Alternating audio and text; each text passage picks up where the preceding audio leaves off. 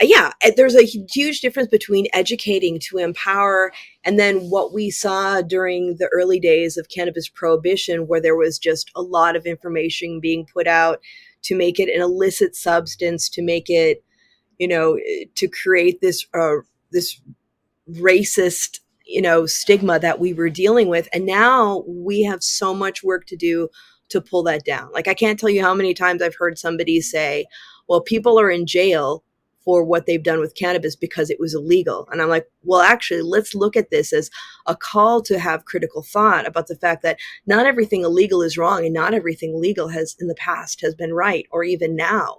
So how do we break that down for people to understand in policy that cannabis is a great opportunity to get people off of pharmaceuticals like opiates or benzodiazepines that cause other problems?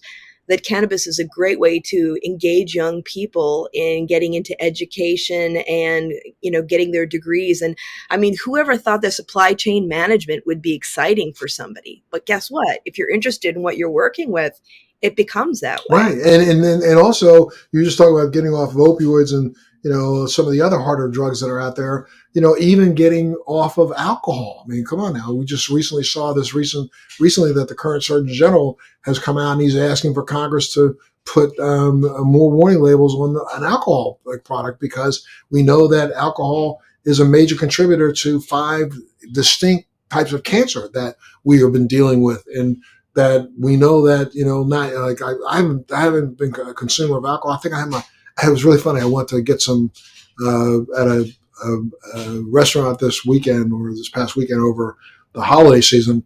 I stopped at a Mexican restaurant and was eating some really extremely spicy food. And I was like, I haven't had a beer in really almost 15 years.